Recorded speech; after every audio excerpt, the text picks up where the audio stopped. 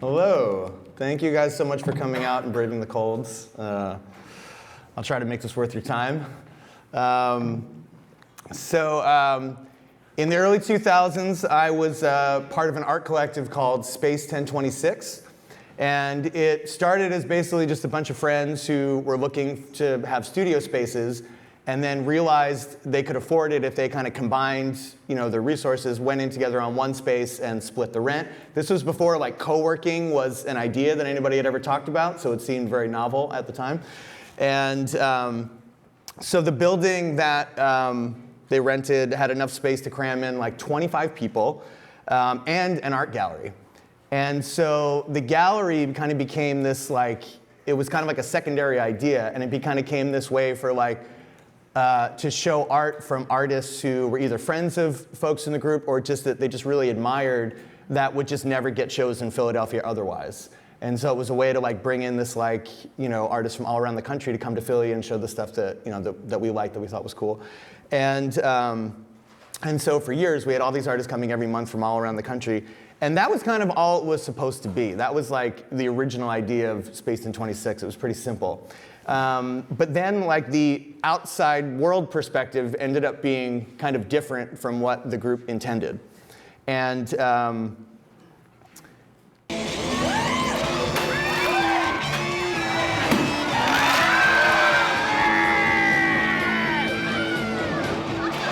more that people came to shows just to see the art of the people that we invited to be in the gallery, the more that people kind of felt that there was this collaborative, artistic thing going on here, whereas in all reality it was mostly a bunch of individuals working together, but the sum of all those individuals doing stuff looked like a kind of collaborative effort. And so yeah, we had this kind of funny thing happen where it was just individuals making their own work, but then people would see the work coming out of the space as a sum total collective endeavor. And so then we started getting invitations to these art galleries that would never book any of us for a solo show, were suddenly interested in this group that they thought was a group. And so it was kind of well, I guess let's just lean into it and get these shows and be able to show our work. And so it kind of just became that wasn't necessarily the intention, but let's just combine forces and just make work together, because why not? And so then at the same time that was happening, my friend Dave and I were running an experimental film screening series. And we mostly ran it out of the gallery space at Space 1026. And similarly to the space, we wanted to be a place where, we realized that there was this network of touring filmmakers, underground filmmakers who were going around the country and showing their work, again, pre-YouTube. And so it was the only way you could see their work. And we wanted to be a spot to bring that to Philly, because similar to the gallery, on the film scene, there wasn't really a spot in Philly where these people were coming. And so we started hosting all these filmmakers every month to come and show work in the gallery. And so, through the shows at the space and through doing these film screenings, we were just meeting all these artists from all over the country and some other parts of the world. And at the same time, Dave and I were both working in the commercial world, just trying to make money to fund our own projects and, live, eat a sandwich, things like that. But we kind of hit this point where we were trying to, we're each, honestly, we would take anything that anybody gave us, no matter what it was and what the position was. But our hope was that someday somebody would pay us to start directing things. And so we were trying to get these directing jobs. And but we were kind of hitting a ceiling. And it was that age-old thing of no one wants to hire you because you don't have enough work samples, but you can't have the work samples unless somebody hires you. So part of that is you just go and make your own work and you just make your own things. But at a certain point, we were trying to figure out how to get over that hurdle. So we figured oh, much like what happened at the space, why don't we just combine our work, our portfolios? And so we kind of joined forces, and our friend Lori, who was an animator, she kind of came in with us. We put all of our work together on a website, put our client list together, put all of our work samples together, and created this fake company with this idea that oh, we can all use this website to try to look bigger than we are and each try to get jobs. And we'll just try to hire each other, but it was just this thing that we were gonna try. And that became All Ages Productions. And it's only the name because it was a domain that I happened to have bought in college as like part of an inside joke. And it was like, well, I already own this. Why don't we just do this? And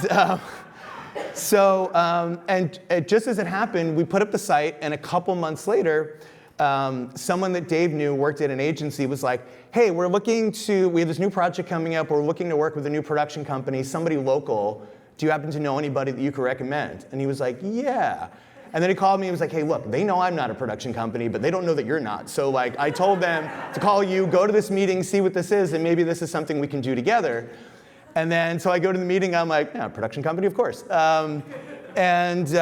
So we pitched on this project, and they were looking for a company to make like 30 short documentaries about artists around the country for a liquor brand. And so we pitched on it, and we got it. And we were just like, oh my God, like, wait a second. We kind of didn't think it was gonna happen, and we were just like, wait a second, like, who are they gonna make the check out to? Like, where are they gonna send it? Like, none of this is real. So we had to just like hurry up and figure out like how to have a company, which is like not a thing, that we knew how to do. And so then we started working on this project. So we're making like 30 short films, and we're going around the country filming all these people. And luckily, the client was so psyched with the first ones that we started delivering to them, they're like, let's double it. And they made it 60. And suddenly it was this, what we thought was gonna be this kind of short thing, turned into like a year-long project. And so we had all this time that we were working on it, and we started to have to like bring other people in to help us. And then as we're doing it, people are hearing that we have this company, or they're seeing the work that we're doing here, and they're asking us to do these other little jobs. And then we were just like, wait, are we a company? Maybe. And so we kind of had these conversations where we're like, well, what, like, does that make sense to try to like actually commit to that idea? Like, why is that? Why should we be a company? Like, there were other production companies in town that were a lot more experienced than we were, had a lot more equipment than we did. Like, why would it make sense for us to like think we could do this? And so we were kind of going back and forth, trying to like feel like, is there a way to justify this, or is this like a horrible idea? And we started to notice that like the thing that was getting us jobs, or that people would come to us for, was our like creative community. So like the reason we kind of realized that we even got that job in the first place was because they wanted to profile artists around the country, and we were able to say like, okay, we know all these people, here's a list of people that like we can put you in touch with right away, like we know them, here you go. And that helped, because we took a lot of work off their plate. And then we started to notice that when we do like work for other people, that would always come up. We'd be like, oh, who you should get for this, or who we should bring in? And that started to be a way that like we were kind of solving problems for people, was just by like bringing in other people in the like creative community that we knew. And so we were kind of like, well, maybe that's a thing. And so we kind of kept going with that idea, and that is kind of like what happened. And so we got hit up by folks at Comcast who saw a music video that we did, and they had a children's television channel. And some exec was like, this sucks, let's revamp it. And we got asked to come in and pitch on it. And partly because we were able to go in and say like, hey, here's the concept, here's exactly like the talent we would cast, here's exactly like the artists who would do like the backdrop, here's this, here's that, like super concrete, you don't have to use your imagination at all, this is all ready to go. And we can tell you how much it would cost because we know them and we can ask them. It got us the job, and we ended up doing like 8 different children's television series for this channel over a couple years. We had this other project with The Gap, where they wanted to do this commercial with this musician, Blood Orange, but he didn't want to do it because he was worried that like the Gap aesthetic was going to clash too much with his aesthetic, and so we kind of ended up in this funny place in the middle of like, could this work? And so we had a friend who was an artist who not only knew him, but also who like he really admired his work. And so we were like, well, what if he came in, he art directed the whole thing, and also just directed it. So that way, like Blood Orange knows he's getting what he wants, and then if Gap's cool with it, and then that kind of ended up being the like middle ground that made everybody happy. And so it was able to happen. And then we had this other project with the Sci-Fi Channel. They had this sci-fi show called The Expanse. And it was starting to get popular, and the new season was coming out, and they wanted to make a promo to remind people what had happened the previous season to get them excited for the new one. But they didn't want to show clips, and they didn't want to, and the actors weren't available. So they were kind of like, we want to do a thing, what could we do? And so the idea somehow along the line became, why don't we recreate key moments from the last season using cats? And it just so happened that we had a friend who not only was an artist and an animator, but she was also a competitive dog dancer and was like deep in animal trainer circles. And so she was able to hook us up with cat trainers, which I did not know was a thing. And after working with them, I'm still not sure they're a thing. And then so we made this promo, and then it went so well that all these other shows started reaching out to us and asking us to make promos for their shows where we would do the same thing. And so first it was cats, and then it became doing it with dogs. And then it led to us doing a series for Disney about a family of secret agent dogs as a way to basically like milk this TV show that Zendaya was on, and she announced she was leaving, and they wanted to like squeeze another thing out of it. And so they're like, what if we did it with dogs? And it was funny, actually, all the actors in the original show did the voices of the dogs, except Zendaya. She wouldn't do it, 'cause she was like, I'm done with Disney. And so they had a Zendaya sound-alike come in and do it, and all the comments online were like, do you honestly expect us to believe that that is Zendaya? This is an outrage. So anyway, so over the years, we were like, okay, I guess we're a company. We just started growing very slowly but surely over the years. And we were getting bigger and doing more work. But the one like problem we hadn't really solved for ourselves was, the whole point of even doing this in the beginning was like we're trying to, create our own original work and, find the money and the time and the resources to do that. And we felt like we hadn't really, after like 7 years of doing this, we still hadn't really like gotten to that point. And the whole time that we were doing this, and even some years before, I had been working on a documentary project that focused on a story in the criminal justice system. And this was like back in the day when documentaries were about things other than murder. So I'd been working on that for like 10 years. Oh,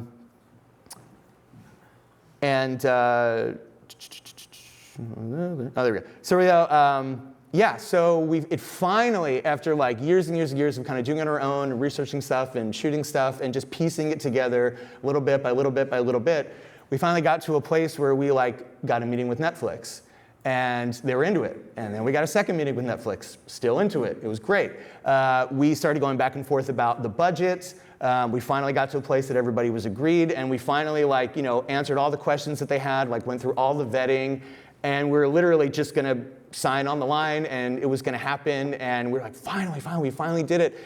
And then the whole thing just fell apart, out of nowhere. All this stuff happened. There's some people who ended up not wanting to work with each other anymore. It was a whole thing, and the whole project just imploded in front of our faces, and it was awful. And I was super depressed, and I was kind of convinced that that part of my career is over. I'm not gonna get a chance like that again. It took so many years to get to that place. It took so much work. It took so much time. It took so much money, and it didn't happen. And I was like, okay, well it's over. And it was kind of a dark time. And then I get a call from a friend of mine that this guy Larry Krasner is running for district attorney, and. So I'd kind of come up in activist circles, and so I had a lot of friends. So Larry was if you may be familiar, but at the time, he was known as a civil rights lawyer. He represented everybody from Black Lives Matter, ACT UP, Occupy, you name it. If you went to a protest with a phone number on your arm, it was most likely his. And so I had a lot of friends who were represented by him over the years, so I knew of him. And the idea that this guy was going to become district attorney, I'd done enough research in the criminal justice system to understand that a guy like him becoming district attorney was absurd, but interesting. And so, suddenly there was this news story that was happening right in our own backyard, and all of the research that we had done and all the work we had done towards this other project in the criminal justice system now suddenly was relevant in this whole new way that I wouldn't have expected. And so we just started filming. And we just figured, like, you know what, if nothing else, like, we'll make a short film about an unusual election, and like, I will distract myself from the fact that I'm so depressed that my career has imploded. And that was really as much of a plan as we had. And then Larry won, which we didn't think was going to happen. And then suddenly the story got a lot bigger. And so we start filming, and we suddenly had to figure out, like, okay, well, what is the feature-length version of this story? What is a story that we can tell that would work for 90 minutes? And, you know, in a documentary, you usually kind of go in with your best guess of what's going to happen, so you can kind of follow things, and, you know, but you always have to be ready to pivot towards something else that's going to come up. And we kept just being like, but what is the story? Like, what is the metric of, you know, of this thing ends or this happens? And so we just started filming. And you know, we knew obviously that there was dramatic stakes of what was happening. We knew that we were, you know, as someone who came from a family where a number of people had been locked up, I was always very interested and drawn to stories around the criminal justice system. But still, it was like we still had to justify to funders and even to ourselves, like, but why? Why this story? Like, what is this accomplishing? Other than even just narratively, like, why now? Why should we care about this?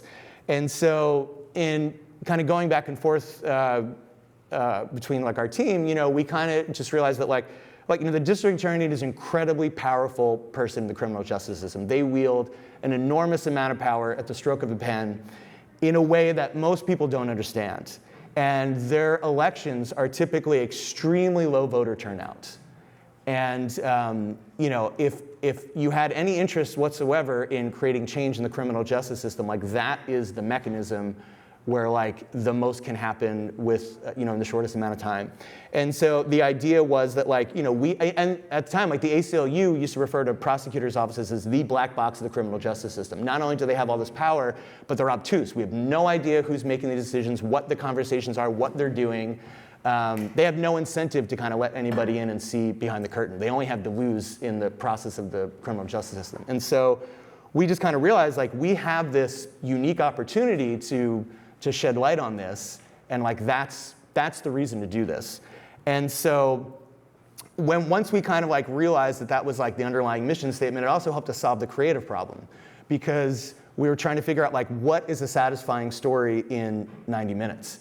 And we realized that, like, because the story was so complicated, there's so much you have to educate an audience on in the criminal justice system for them to even understand, like, what the stakes are, what are these people doing, what are they talking about, that the only version that we could figure out in 90 minutes was so reductive that it like wasn't going to hit that goal. Like, it just wasn't possible. And at the same time, we were also in the situation where we were filming all these different storylines. Normally in a documentary, you're going to film all these different storylines knowing that most of them are not going to pan out.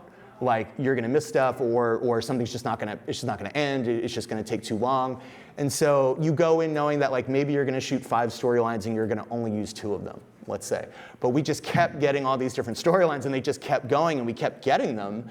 And so putting all this together, we tried the exercise of just mapping it out as a series. And suddenly it clicked, and it was just like, well, this is hitting our creative goal, this is hitting our like impact goal, like this is how we should be positioning this. And so we decided, even though we had no idea how to make a series, I've never done it before, we just decided, like, that's the better story, we'll just figure it out as we go.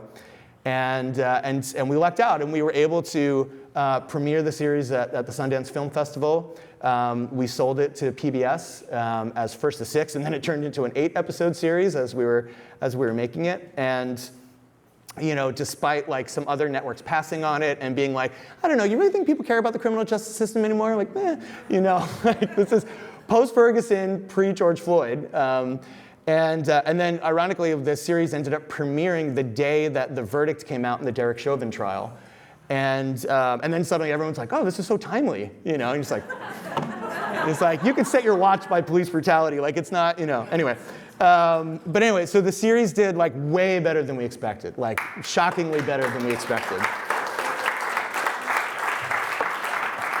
We used to have this thing, we would like, you know, so it was myself, a co-director, and our producer, Nicole, and then we would get into these arguments about this like minutia in an episode, and then we would finally like, you know, come to an agreement. And then the joke was always like, yeah, but no one's actually gonna watch this, so like, it's funny that we spent all this time doing that. But thankfully, like, they did watch it. And the series did way better than we expected. We got a DuPont of Columbia Award. We won the Nonfiction Producing Award at Sundance, Gotham Award for Best Nonfiction Series, Audience Award at Hot Docs, and a Peabody, which we really did not see coming. And yeah, to our surprise, we were named one of the best shows of the year by like New York Times, Washington Post, Time, and it just kept going. But then beyond that, like in terms of like the metric of like our goal, like yes, but are we actually like doing anything that is resonating in the way that we were hoping?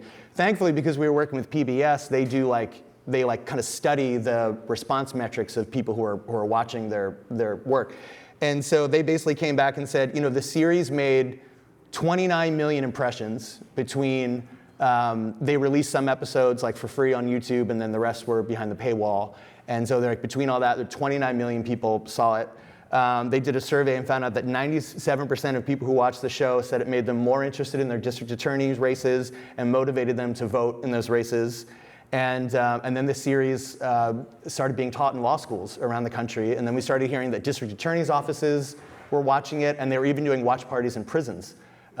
Which, to be honest, was something that we hadn't thought about the fact that it was PBS. And one of the wonderful things about the fact that it was PBS, it's like the only channel you can get in prison. And so that was really cool. And so it went well, is what I'm saying. It went very well. And and that story, that also kind of taught us the value of like filming something in your own backyard. We're here, it's in our community. And so, in trying to think about what is the next project, it became like, okay, well, let me be looking in my own community again to figure out what is the next thing I'm gonna do. And that brought me to my old friend, Patrice. Hi, my name is Patrice. I am a totally cool person with a disability who could do most anything, with the exception of bungee jumping, pyrotechnics, and uber dangerous stunts, because then I need a stunt double for that. Fever! So Patrice and I have known each other for over 20 years. I met her just out of college when I had made my very first music video for her niece, who's a singer-songwriter named Kimia Dawson. And Kimia would come to town on tour, usually a couple times a year, and we would all end up hanging out. And so Patrice and I just kept in touch over the years. And I was just kind of in love with her from like first meeting. And just always had in the back of my head, like, God, I still want to do something with Patrice. I don't know what it is, but like, we should do something together. She's just this like person who just exudes art and creativity and just everything she does. And so finally, after Philly Day, it was like, hey, why don't maybe it's time for us to think about doing something. And so we start talking, and we're kind of going back and forth about ideas, trying to figure out, is this a documentary? Is it maybe like a kid's show? Is it, what is it? And then as we were talking, it just so happened that during that time, her partner, Gary, proposed. And at the time, I did not know that if you are disabled in this country and you get married, your Social Security benefits get cut and you lose your Medicaid. And as soon as we all kind of realized that that's what they were looking at, we were just like, okay, well, this certainly feels like the story that we should be following.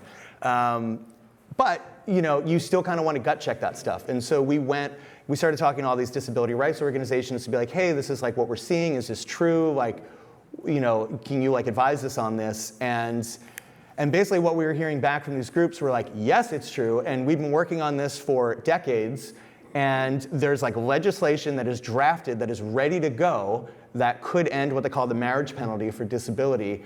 But we can't get it up for a vote. Like that is the hurdle that we just cannot get over because there's just not enough public awareness. Like people are not demanding their elected officials do this, there's no noise around it, and so it just keeps dying on the vine. And they're like, so if you could make something that would like get the word out, that would be great, no pressure, but it would really help.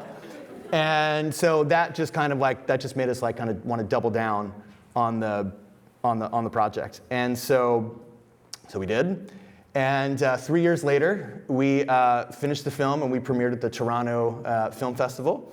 And we were able to sell the film to ABC News Studios via Hulu. And through their help, the word about the film like traveled like way faster than we ever thought, like in a way that like kind of doesn't really happen in documentary. And so in a couple weeks after the film was released, We were on Good Morning America. We were on Last Week Tonight with John Oliver. We were on The View, all talking about the disabled marriage penalty.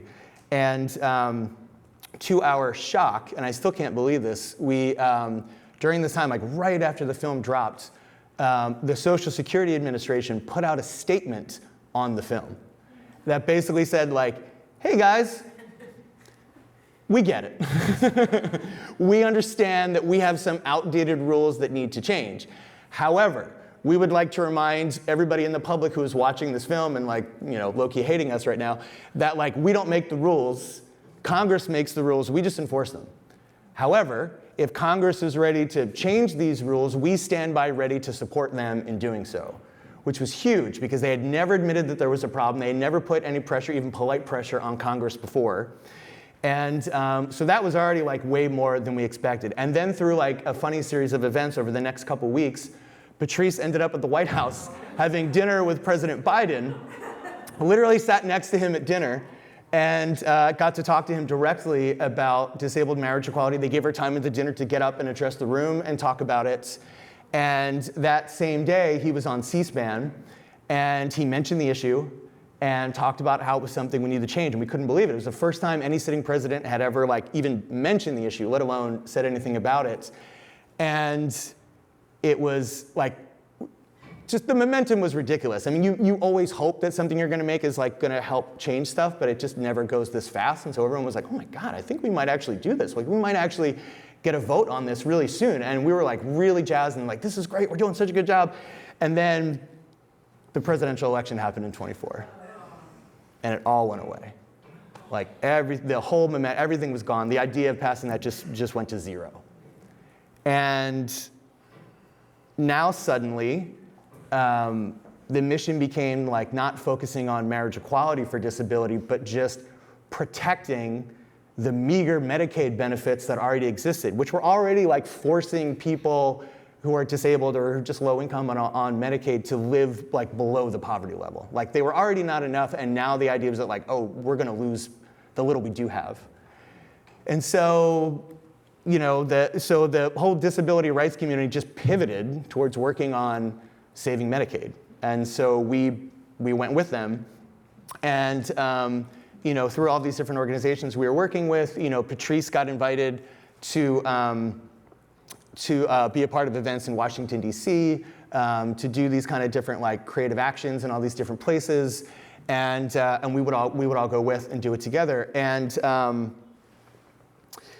thankfully, like a philanthropist like saw the work that we were doing with the film and ended up like, you know, funding our what they call an impact campaign to just continue getting it out there and using the film as a way to not get awareness so much for the marriage penalty, but as a way in to talk about Medicaid and the importance of Medicaid. And so we started, you know, we did like a tour around the East Coast, all these different organizations, doing screenings with them. We were able to like partner with some organizations and like push a little grant money to them, like from our pool to like do more what they were doing. And you know, it was a really depressing time, and Patrice and Gary were terrified about the idea that they were going to lose everything. Everybody in the disability community was terrified. But I will say, we noticed that going and doing these events was the thing that made us feel better. Like going out in the world, being in community, doing these creative actions, like that seemed to be the antidote to like the terror and the depression and the fear of what was going on. And so the more we were doing these things, you know, it's kind of like you get an idea for something and then it inspires another idea and another. And so we were out doing that, and it kind of just became like, we just started looking for like, where can we find opportunities to like keep this going and inject the message in and just kind of like keep it alive. And so we were always kind of like looking for these different opportunities. And last September in Los Angeles, we got one. And the Emmy goes to Patrice, the movie.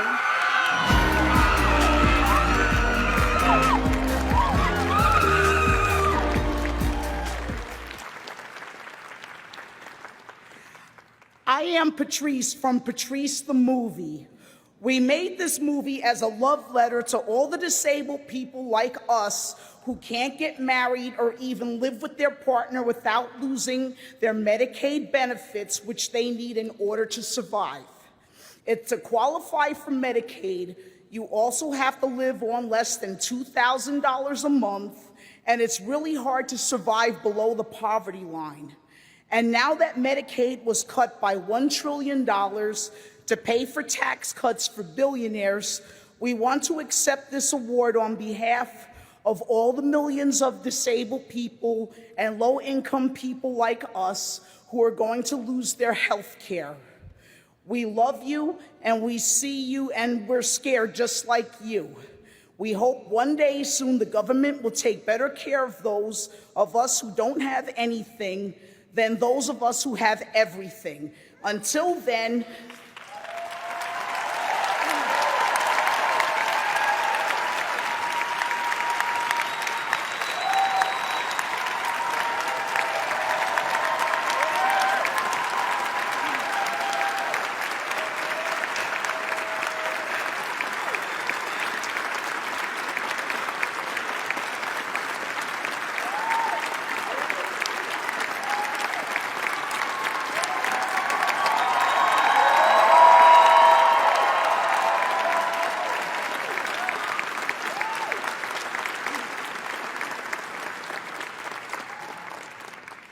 thank you.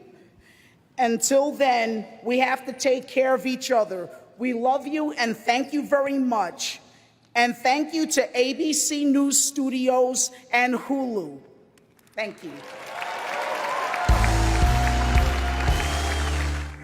So that clip ended up going viral after the Emmys, and it's seen by well over 1 million people at this point through like different social media platforms.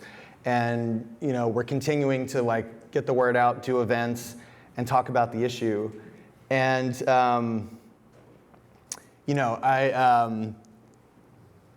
when they first told me, they're like, oh yeah, by the way, you're gonna like get up in front of everybody and like talk about hope. So like get in there. And the whole time I was like working on this, I was like, what credibility do I have in this moment to like come to everybody and like say that we should be hopeful? And so, in kind of going back and looking at everything that kind of happened, before this moment that kind of got me here, it was an opportunity to kind of notice that like everything I've ever been a part of, every like problem that I've ever been a part of solving, or every like step of the way to get here that like worked, always involved 2 ingredients. And it was community and creativity. And like nothing happened, I think, in my life in any successful way without those 2 ingredients. And then I kind of realized where I was coming today. And like, here we are. Look at us. We are all in community as creatives. And that felt like, oh, maybe that's where the hope is. Like, we are here, and like we are like uniquely suited for the idea of hope, I think, as creatives in community with each other. So when I went and when I researched the word, the Farsi word, the full definition that I saw was not just a faint glimmer of hope, but a stubborn faint glimmer of hope. And the idea is that like, it's not fleeting. It's something that just persists no matter what. And I think if, anybody who is an artist, anybody who works in like creative work understands that like failure is a normal part of the process. Like there's always failure, there was always setbacks. You cannot make something without accepting failure as part of what you're doing. And I think like we are uniquely aware of that, maybe, because of what we do. And so it was a good reminder that like, failures and setbacks and the world not being what we want it to be in any given moment and feeling like things are going back is not, it doesn't have to be like a permanent state, because I think as artists you learn to like, you have to just push through that. You have to get on to the next thing. You're just constantly problem solving. And if we can normalize that, you know, you become a better creative. If you normalize like that failure is going to happen, that setbacks are going to happen, and you just treat it as normal, like that's how you stay in the game. Like that's how you keep going. And so, you know, that's basically like what I walked away with at the end of this project. And so I want to thank Justin and Brian for like putting me in the position to like have to think about this and to like find a little bit of hope and comfort for myself. And I want to thank all of you for doing what you do with your lives, for being, you know, for dedicating your lives to like being creative, being in community, and for just like working in the way that we need to work, and just like, you know, sticking with it, and like knowing that what you do is important, and knowing that your skill set is important and it's transferable, and it's like what we need right now. So yeah, thank you for giving me hope. Thank you for coming here, and thanks for listening to me talk for 20 minutes.